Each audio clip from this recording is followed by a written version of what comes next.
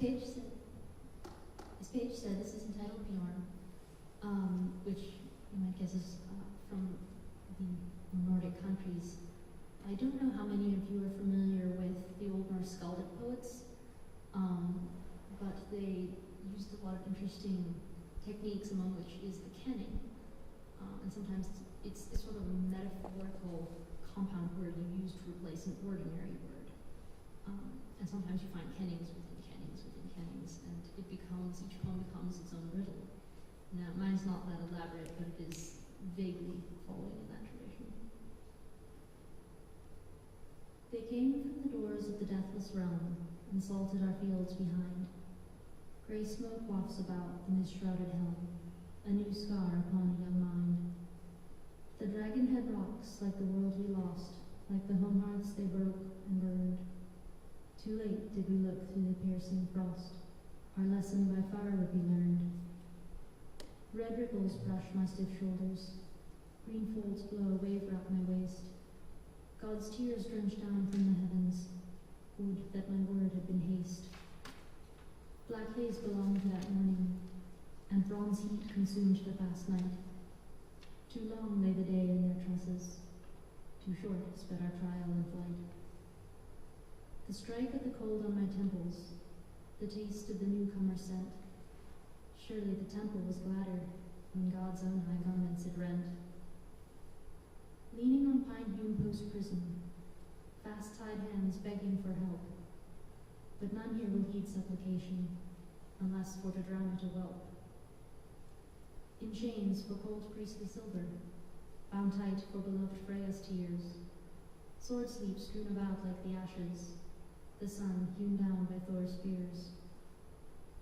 A sigh escapes the prisoner, the dark boy turns to read. He finds her face is open, unmarked save fear and need. Whate'er he sees her hiding, his own lips do conceal. Perhaps after long waiting, her fresh-made wound will heal. His hard thoughts fight inside him, his feeder of raven heart begins to learn the question that makes all worldly art. But ignorance is blinding, and he has none to tell. The wound hoe at his side has marked the world as fell. Brown hide of gunner's horse and slung about his form, dark eyes breed black history, which ash fires still keep warm. The sky jewel fades, the west is caught in the slumber storm of night. The helmsman nods upon his oar and stirs to keep them light. The winter ices over them, the tall mast and the side. But still the boy looks onward, and thought, if she had died. A flicker of the bane of wood wakes gently in his breast. Of sleep, food, home, her kinfolk, of all she is bereft. Dark windows to a lighter soul glance from prow to stern. None will see it, none will know, but only one will learn. She shivers in the ice blast, enwrapping her soft form. Then sudden, light and tranquil, wolfskin to keep life warm. She wakens and she wonders, she aches to turn her head, but sees nothing save starlight from eyes long dry and red. A sigh once more, and then a tear, and then the world is gone. Her white neck arching slowly, head drooping like a fawn. Beneath the swan road breathes away and blows to other lands, wanderers bearing precious hoards and hurls with gentle hands.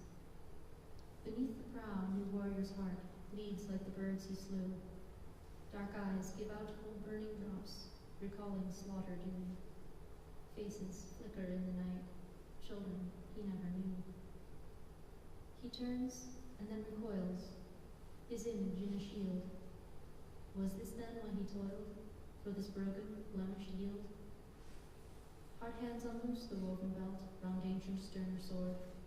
A clatter strikes upon the deck of steel and broken cord. Repulsed his one day's history, he inhales the life restored. And in that still, salt darkness, he made a girl his lord.